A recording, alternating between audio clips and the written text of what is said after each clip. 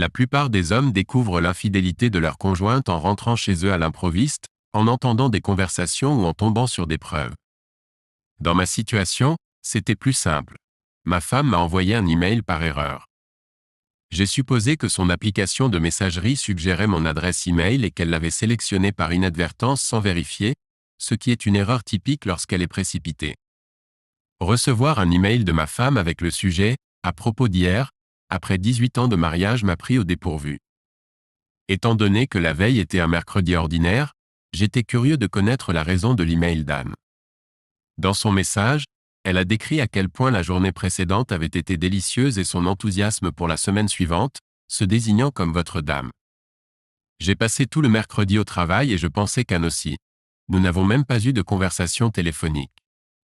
Malgré son attitude inhabituellement optimiste à son retour chez elle, les preuves de sa trahison étaient claires. Au départ, j'avais envie de la confronter ce soir-là, pour lui demander une explication ou un aveu. Pourtant, étant rationnel, j'ai réalisé qu'elle pourrait nier la signification de l'email, proposer une histoire différente ou le rejeter comme une blague. J'ai réfléchi à ce que je pourrais dire, car des allégations sans fondement pourraient ne pas révéler la vérité. Après mûre réflexion, j'ai choisi d'attendre et de voir si Anne reconnaîtrait son erreur et proposerait une explication. Si elle ne le faisait pas, au moins j'étais prévenu et je pourrais utiliser la connaissance de son prochain rendez-vous. La carrière d'Anne dans l'immobilier l'obligeait à respecter des horaires imprévisibles et elle arrivait à la maison beaucoup plus tard que moi ce soir-là. Je l'ai observée de près, mais elle semblait normale et ne montrait aucun signe de réalisation de son erreur. J'ai également entretenu une façade, pour ne pas laisser entendre que quelque chose n'allait pas. La soirée s'est déroulée comme d'habitude, mais je suis resté éveillé, incapable de dormir, réfléchissant à la situation pour découvrir la vérité. Il pourrait y avoir une explication parfaitement innocente, et agir de manière impulsive pourrait ruiner notre mariage, que j'appréciais profondément. Si l'email indiquait une liaison, alors mon mariage était en danger et je devais décider d'une ligne de conduite. Le lendemain matin, j'ai repris mon analyse et j'ai décidé de faire appel à une agence de détectives pour suivre les déplacements de ma femme. Si rien d'extraordinaire ne se produisait mercredi, cela ne dissiperait pas complètement mes inquiétudes, mais cela apporterait un certain soulagement. Si mes soupçons s'avéraient exacts, je découvrirais la vérité et réagirais en conséquence. Ayant fait tout ce que je pouvais à ce moment-là, j'ai mis le problème de côté et me suis recentré sur mes tâches professionnelles. Le mercredi suivant s'est déroulé comme d'habitude, Anne et moi vaquant à notre journée de travail et rentrant tard à la maison sans aucune bizarrerie notable. J'étais assis dans mon bureau, lisant des histoires et m'efforçant de cacher mon trouble intérieur. Jeudi, j'ai eu un rendez-vous avec l'agence de détective. Même si je ne suis pas trop émotif, je suis capable d'interpréter les émotions. Le détective a confirmé mes pires craintes avec une preuve photographique d'Anne entrant dans une chambre de motel avec un homme et repartant ensuite avec lui, main dans la main. Le détective a déclaré qu'il était toujours difficile de valider de tels soupçons. Après un moment de réflexion, j'ai demandé à nouveau leur aide, leur demandant s'ils pouvaient capturer ce qui s'était passé à l'intérieur de la chambre du motel, soupçonnant que c'était leur lieu de rendez-vous habituel. Le détective a accepté mais a mentionné que je devrais compenser le directeur du motel pour sa coopération. Je l'ai reconnu, comprenant que le coup était nécessaire pour obtenir une preuve. De retour à mon bureau, il m'était impossible de me concentrer sur mon travail. Mes doutes dissipés, ma capacité de réflexion semblait s'évaporer. J'ai abandonné mon travail et me suis consacré à planifier mes prochaines étapes. En plus de confirmer l'infidélité d'Anne, j'ai compris la raison pour laquelle elle m'avait envoyé le mail par erreur. J'ai reconnu son amant comme étant notre voisin, Mark Bradshaw, et j'en ai déduit que mon nom, Mac Bishop, était probablement suggéré automatiquement par le système de messagerie. Le fait que Mark et sa femme étaient nos amis a aggravé la douleur de la trahison. J'ai passé des heures à réfléchir à diverses réponses, allant de la vengeance à la supplication d'Anne de rester. L'affaire a soulevé de nombreuses questions qui m'ont tourmenté, mais j'ai finalement arrêté une stratégie pour atteindre mes objectifs. Était-il doué dans l'art de la supercherie? Quoi qu'il en soit, une action de ma part était nécessaire. Mais que faire? J'ai passé des heures à réfléchir à différentes stratégies. Parfois, j'étais consumé par des pensées de vengeance, et à d'autres moments, je m'imaginais suppliant Anne de rester. J'étais hanté par des questions sur les origines de l'affaire et sa durée. Les sentiments de rage étaient mêlés à l'apitoiement sur soi. Finalement, j'ai pris une décision, confiant non seulement dans ce que je désirais mais aussi dans mon plan solide. Ma stratégie implique 2 actions distinctes se produisant en même temps. J'aime y voir une approche, diviser pour mieux régner, séparer les 2 amants et récupérer son affection. La phase initiale exploite mes connaissances pour créer un fossé entre eux. Ce dernier est un effort de grande envergure pour retrouver l'amour d'Anne en incarnant le mari idéal. Je soulignerai les points négatifs de sa relation avec Marc et les points positifs de raviver la nôtre. J'ai noté des notes, planifié des actions et réfléchi à leurs interactions. Un aspect crucial est de les garder inconscients de ma conscience. Il faudra de la maîtrise de soi, mais je crois que je suis à la hauteur. Je ne commencerai pas avant de recevoir une nouvelle mise à jour de l'agence de détective, mais je peux commencer les préparatifs. J'ai investi dans un système d'enregistrement pour notre ligne fixe et un enregistreur à commande vocale pour la voiture d'Anne. En mettant notre ligne fixe sur écoute, j'ai fermé cette voie de communication. Même si mettre son téléphone portable sur écoute n'était pas une option, la voiture était un endroit probable pour ses appels à Marc.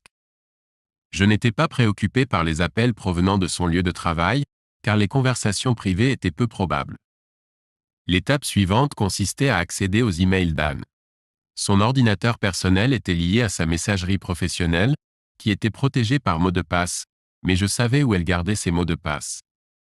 Il n'a pas fallu longtemps pour y entrer. J'ai pris des dispositions pour que tous ces emails me soient transmis. Leur liaison semblait être dans sa phase initiale heureuse, et mon objectif était d'y mettre fin rapidement. Maintenant, j'attendais la livraison par l'agence de détective des photographies de leur prochain rendez-vous. À ma grande consternation, ils ont fourni non seulement des photos mais aussi de la vidéo et du son, une révélation terriblement désagréable. Rassemblant ma détermination, j'ai commencé à regarder leurs moments intimes. À mon grand étonnement, leurs interactions témoignaient d'affection et peut-être même d'amour.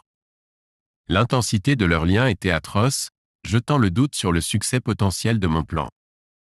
Néanmoins, n'ayant plus rien à perdre, j'ai décidé de continuer. Ma femme, connue pour son impatience et son aversion pour les déceptions, était au centre de mes préoccupations. J'avais l'intention d'utiliser cette vulnérabilité pour déstabiliser sa liaison avec Marc. Parallèlement, ces tendances romantiques offraient l'opportunité d'aborder un autre aspect de mon projet. Avoir accès à tous ces emails constituait un avantage tactique non négligeable. Leur prochain échange de courriel a fourni les détails nécessaires pour lancer la première phase de mon plan. Est-ce qu'on est toujours là pour mercredi? Sans Kian. Absolument. Même heure, même endroit. Je suis impatient, a répondu Marc. Le jour de leur rencontre, je me suis garé discrètement près du bureau d'Anne. Après son départ pour le déjeuner, je me suis promené près de sa voiture, m'assurant que la voie était libre, puis j'ai rapidement dégonflé son pneu. Je suis rentré chez moi, contemplant son prochain déménagement sans véhicule au travail. Comme on pouvait s'y attendre, 20 minutes avant son rendez-vous prévu avec Marc au motel, Anne a appelé à l'aide. Je l'ai rassuré et lui ai mentionné ma légère charge de travail, en lui proposant de réparer sa voiture. J'ai prétendu que je devais terminer une dernière tâche avant de partir. J'ai délibérément attendu 15 minutes supplémentaires avant de partir, chronométrant mon arrivée à proximité du moment où Anne devait rencontrer Marc. À son arrivée, elle était visiblement agitée par sa voiture et je me suis excusé pour le retard, invoquant une tâche étonnamment longue. Comme Anne devenait de plus en plus anxieuse, j'ai pris mon temps pour remplacer son pneu. J'ai garé ma voiture pour bloquer la sienne, m'assurant qu'elle ne puisse pas partir prématurément. Après avoir installé la roue de secours et rangé le pneu crevé, ainsi qu'une brève pause pour nettoyer, plus d'une heure s'était écoulée depuis sa rencontre prévue avec Marc. Je me suis excusé une fois de plus, en espérant que cela ne nuirait pas à sa relation professionnelle. Elle a accepté avec résignation en disant « Il faudra juste qu'il comprenne ». Tout au long du changement de pneu, le téléphone d'Anne a sonné plusieurs fois, mais elle l'a délibérément ignoré, évitant probablement de parler avec Marc pendant que j'étais là. Mes soupçons ont été confirmés lorsque j'ai vérifié leur message plus tard et que j'ai vu l'irritation de Marc au motel à cause de la crevaison. Je me suis dit « Excellent », réalisant que j'avais réussi à interférer avec leur plan. Ce soir-là, après le dîner, J'ai invité Anne à se détendre sur le canapé, où je lui ai massé les pieds, lui expliquant que je voulais soulager son stress de la journée. Initialement sceptique quant à mes intentions, elle s'est finalement installée dans un état de confort pendant que je lui massais les jambes, un air de contentement se répandant sur son visage. Pendant toute la semaine, j'ai hésité à faire mon prochain mouvement. Lundi, j'ai envoyé un grand bouquet de fleurs avec une note à son lieu de travail, exprimant ma gratitude d'avoir la meilleure épouse qu'un homme puisse avoir. Même si elle a peut-être caché ses regrets, elle a exprimé ses chaleureux remerciements à son retour chez elle, mentionnant à quel point cela avait eu un impact positif sur ses collègues. Elle a été intriguée par ce cadeau inattendu et m'a demandé quelle était l'occasion, soulignant que je n'avais jamais fait quelque chose de pareil auparavant. Je l'ai embrassée et lui ai partagé mon intention de faire de tels gestes une nouvelle habitude. Je lui ai dit que l'inspiration m'avait frappé en réfléchissant au scénario où elle aurait une crevaison sur l'autoroute. Je voulais m'assurer qu'elle comprenait l'immense valeur de son amour pour moi. Elle m'a regardé attentivement pendant un moment avant de m'embrasser étroitement et de dire « C'est si gentil de ta part, chérie, ça compte vraiment beaucoup pour moi. » Je ne pouvais pas m'empêcher de penser qu'elle se sentait coupable. Grâce à ses emails, j'ai découvert qu'elle et son amant avaient prévu de se retrouver prochainement.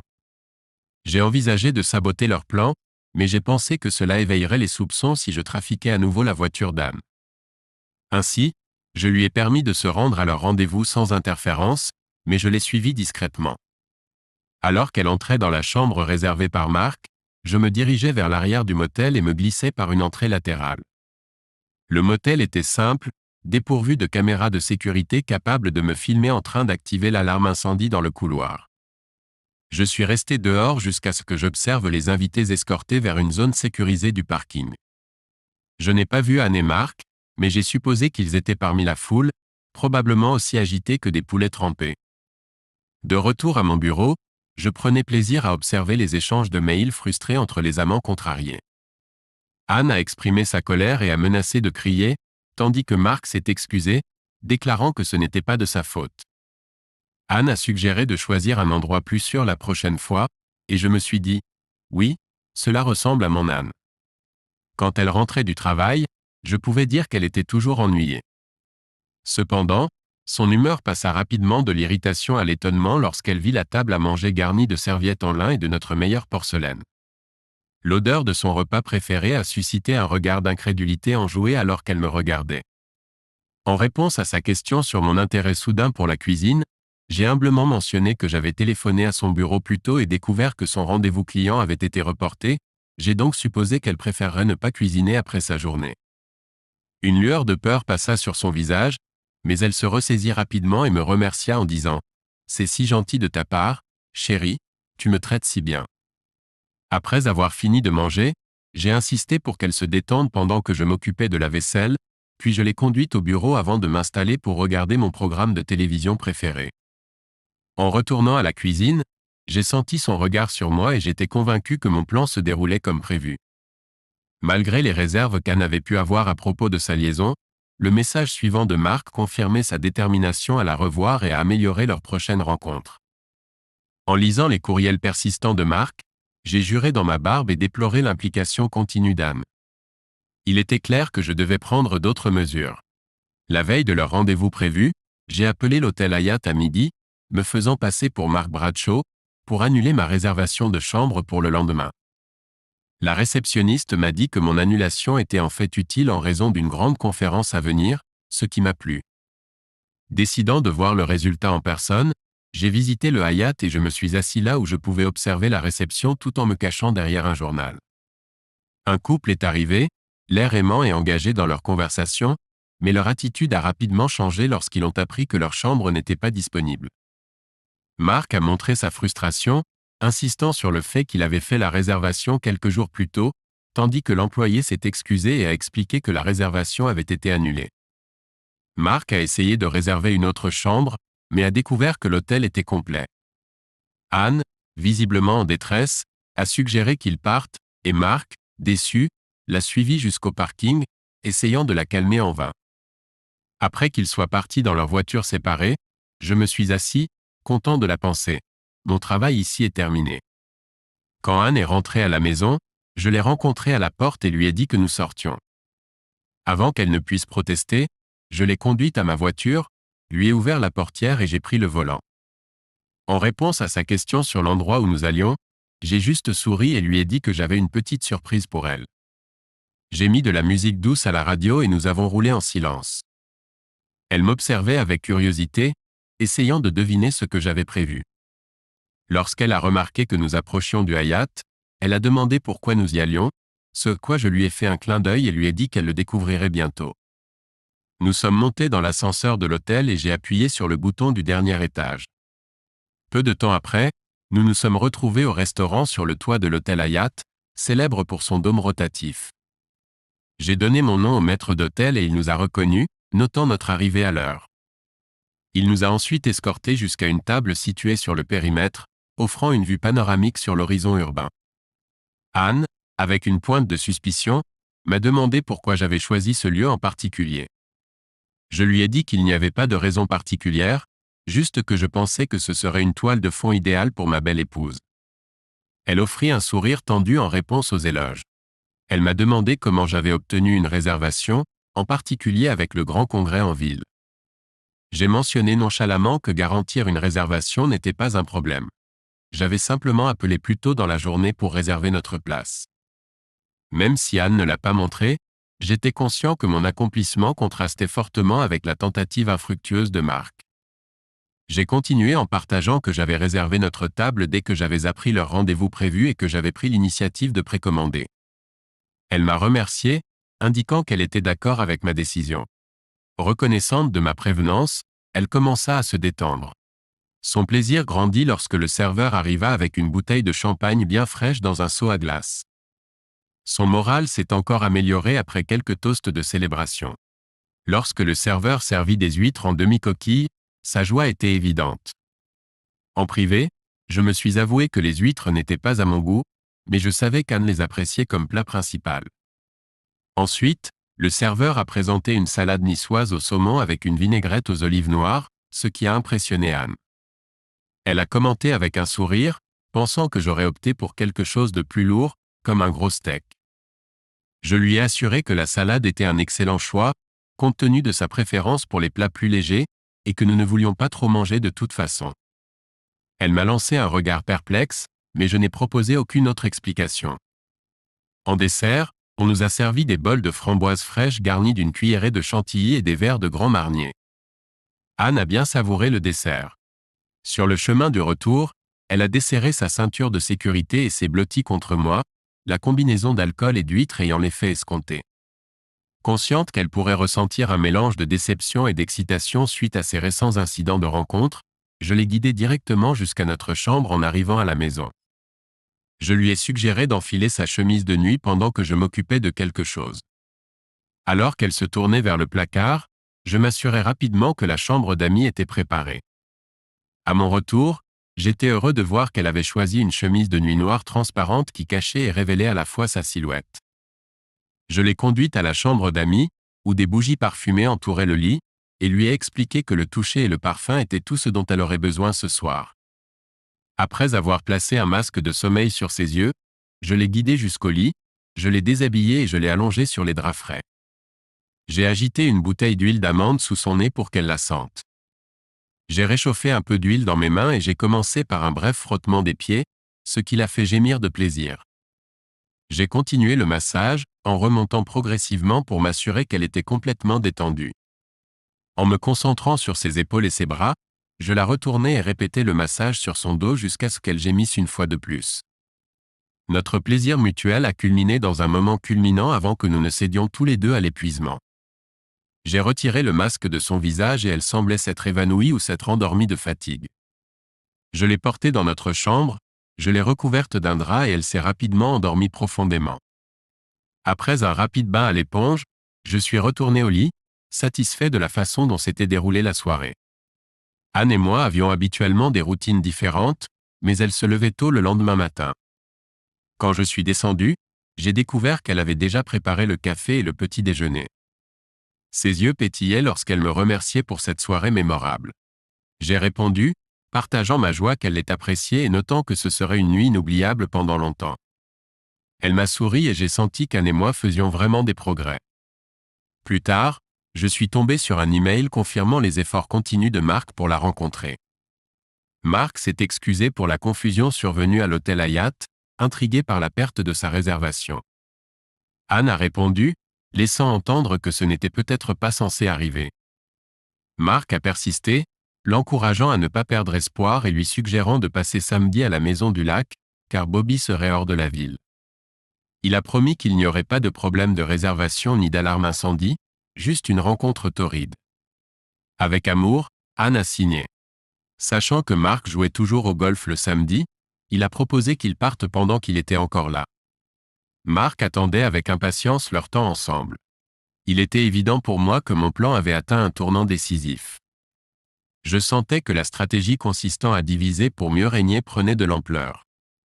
J'ai réalisé que je devais agir ce week-end pour éviter tout revers. Leur nouvelle disposition représentait un défi de taille. Je ne pouvais pas annuler ma partie de golf et Anne pourrait trouver une raison de partir. Trafiquer sa voiture n'était pas une option, car tout soupçon pourrait tout gâcher. Je devais trouver un moyen de faire changer Anne ses plans au dernier moment. Soudain, une idée ingénieuse m'est venue. La résolution idéale était juste un appel téléphonique.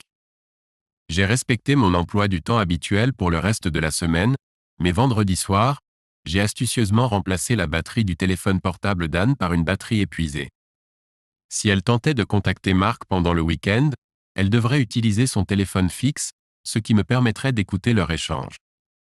Anne et moi nous habillions généralement de manière décontractée le week-end, mais quand Anne est descendue les escaliers samedi matin avec une jupe et un chemisier élégant, cela a attiré mon attention. Alors que l'heure de ma sortie de golf approchait, Anne me regardait avec une pointe de nervosité, probablement parce que je n'avais pas encore commencé à enfiler ma tenue de golf habituelle. Vers 10 heures du matin, alors que je ne faisais aucun geste pour partir, il est devenu évident qu'elle inventait elle-même une raison pour sortir. Perdant patience, elle m'a confronté, me demandant si j'avais l'intention de jouer au golf. Lorsque la sonnette a retenti, Anne, perplexe, a répondu pour découvrir sa sœur Myriam, que Mac avait invitée pour le week-end. Les sœurs s'embrassèrent avec enthousiasme et Anne, bien que déconcertée, salua Myriam chaleureusement. Myriam a partagé que Mac avait lancé l'invitation plus tôt dans la semaine, sachant qu'elle n'avait pas d'autre projet. Malgré leur proximité, Anne et Myriam se voyaient rarement en raison de la distance qui les séparait, alors Anne était ravie de la présence de sa sœur. Se tournant vers moi, Anne a compris la raison de l'annulation de mes projets de golf et a apprécié l'opportunité de la visite de sa sœur. J'ai invité Myriam à nous rejoindre pour le petit déjeuner et lui ai suggéré de préférer s'habiller avec quelque chose de plus formel qu'un Jean, même si elle avait l'air bien telle qu'elle. Les joues d'Anne sont devenues roses, mais elle a rapidement retrouvé son calme. J'ai proposé d'aider Myriam à porter ses bagages jusqu'à la chambre d'amis pendant qu'elle se changeait et j'ai mentionné que je devais passer un bref appel téléphonique. En la regardant marcher dans le couloir, j'ai vite entendu de légers jurons. À son retour, tenant son téléphone portable en panne, elle a exprimé son irritation face à la batterie déchargée. J'ai exprimé ma sympathie et lui ai proposé d'utiliser le téléphone fixe, mais elle a refusé, affirmant que l'appel n'était pas crucial. Elle a ensuite demandé où nous devrions aller pour le petit déjeuner. Au cours du week-end, j'ai consacré du temps à renforcer mes liens avec mes sœurs et j'ai essayé de leur remonter le moral. Alors que Myriam se préparait à partir dimanche après-midi, elle m'a embrassé, me remerciant délibérément. Elle a fait remarquer à Anne, « Tu as un mari exceptionnel. » Anne parut légèrement tressaillir, mais elle sourit et m'embrassa, m'assurant qu'elle le ferait. Malgré ma certitude qu'Anne avait profité du week-end pour communiquer avec Mark, je n'étais pas inquiet puisque j'avais enregistré la conversation sur notre téléphone fixe. Après qu'Anne se soit retirée dimanche soir, j'ai examiné l'enregistrement et découvert que l'appel avait eu lieu tôt dimanche matin. Anne a informé Mark de la visite surprise de sa sœur, ce qui explique pourquoi elle ne pouvait pas se rencontrer samedi. Leur dialogue a piqué mon intérêt tant leur déception était palpable et j'ai senti que j'avais considérablement mis à mal leur liaison. J'espérais que cela suffirait. Confirmant mes soupçons, leur courriel de lundi disait « Mark, est-ce qu'on est toujours là pour cette semaine ?» Anne, je ne pense pas. Mark, ça devient trop difficile et ça commence à m'énerver. En plus, Mac a été plutôt gentil avec moi ces derniers temps, et je me sens coupable de me faufiler avec toi. Je pense qu'il est temps d'en finir avec ça. Marc, ne dis pas ça. Anne, je le pense, c'est fini. Marc, je suis déçu, bien sûr. Tu es toujours une femme séduisante, mais je comprends. C'est peut-être pour le mieux. Je ne veux pas non plus perdre Bobby, mais restons amis. Anne, oui, nous resterons amis, mais sans les avantages. J'avais réussi à introduire suffisamment de complications dans leur relation pour la faire s'effondrer. Il ne restait plus qu'à exécuter la deuxième phase de mon plan. Quand Anne rentra à la maison ce soir-là, elle semblait découragée et distraite, montrant parfois des signes de larmes. Ne voulant pas insister mais me sentant obligé de m'intéresser à son comportement, je lui ai demandé avec inquiétude si elle allait bien et s'il y avait des problèmes au travail. Elle a répondu « Ça va », évitant mon regard, et a suggéré qu'elle se sentait peut-être simplement déprimée. J'ai hoché la tête, lui laissant un peu d'espace, tandis qu'intérieurement je ressentais un sentiment de victoire, convaincu qu'elle pleurait la fin de sa liaison avec Marc, même si c'était elle qui y mettait fin. J'ai reconnu qu'Anne était émotionnellement investie dans ses relations et qu'il était difficile de faire face à leur fin. Même si son humeur semblait se stabiliser, je ne pouvais m'empêcher de penser que la réaction de Marc serait probablement différente. Cyniquement, j'ai pensé qu'il était probablement avec Bobby à ce moment-là.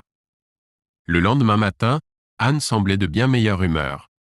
Tout au long de la journée, je n'ai rencontré aucune autre communication entre elle et Marc, renforçant ma conviction qu'ils n'avaient pas reconsidéré leur décision. Cela a renforcé mon sentiment grandissant de victoire. Ce soir-là, après le dîner, Anne entra dans le bureau où je lisais à nouveau un livre d'Edgar Allan Poe. Lorsqu'elle m'a posé des questions sur le livre que je lisais et sur son sujet, je lui ai répondu que c'était l'un de mes préférés, Le Fût d'Amontillado. Elle a avoué qu'elle ne connaissait pas ce titre, s'est blottie contre moi et a interrompu ma lecture pour me dire à quel point je suis un mari extraordinaire. En me regardant dans les yeux, elle a fait remarquer avec sérieux. Vous avez été incroyablement gentil avec moi ces dernières semaines et je me considère très chanceuse de vous avoir. Ces mots d'appréciation m'ont remonté le moral, car j'ai réalisé que mes efforts avaient porté leurs fruits. C'est le moment que j'attendais, pensai-je, la regardant dans l'attente d'en dire plus. Elle hésita, et pendant un bref instant, un air de culpabilité balaya son visage, ses yeux brillant d'une pointe d'humidité. Avec passion, elle a déclaré « Je ne te mérite vraiment pas ». D'une manière posée, j'ai répondu « Non, c'est moi qui ne te mérite pas ». Puis j'ai fouillé dans le tiroir du bureau. Ajoutant d'un ton aigu, j'ai jeté sur ses genoux des photos de son rendez-vous avec Marc au motel. Initialement déconcertée par mon changement soudain d'attitude, elle s'est efforcée de comprendre ce que je lui avais remis. Alors qu'elle se concentrait sur les images et comprenait ce qu'elles représentaient, elle a commencé à crier « Oh mon Dieu, non, non ». Je lui ai donné les papiers de divorce que mon avocat avait déposés le même jour, et elle a haleté, luttant pour parler. Mais je pensais que nous, je veux dire, n'y a-t-il pas un moyen? Non, coupai-je froidement, en lui tendant une autre série de documents, et si vous vous interrogez sur Marc, voici une copie de la lettre que j'ai envoyée à Bobby ce soir, y compris le rapport du détective. J'ai continué. J'ai également envoyé une lettre similaire à votre sœur Myriam, pour expliquer pourquoi je divorce de vous. Elle gémit de douleur et pleura encore une fois. Je ne comprends tout simplement pas. Tu as été si affectueux et attentionné ces derniers temps. Je n'arrive pas à comprendre pourquoi tu es si sans cœur maintenant. Est-ce que rien de tout cela ne veut rien dire pour toi, ma chère? J'ai répondu calmement. Au moment où tu as commencé ta liaison, tu as éteint tout l'amour que j'avais pour toi, et j'expliquais. C'est pourquoi j'ai passé ces dernières semaines à essayer de saboter ta liaison avec Marc. Quant à mon comportement envers toi, c'était pour que tu réalises l'ampleur de ce que tu as perdu en me trahissant. Mon objectif était de te dépouiller de ce que tu m'as pris, et il semble que mon plan a réussi. Anne s'effondra sur le canapé, pleurant misérablement. Avant de partir, j'ai placé le livre de Poe que j'étais en train de lire au-dessus des autres journaux. Le livre était encore ouvert sur « Le tonneau d'Amontillado » et j'ai souligné le passage avec la devise de la famille Montresor. Personne ne m'insulte sans punition.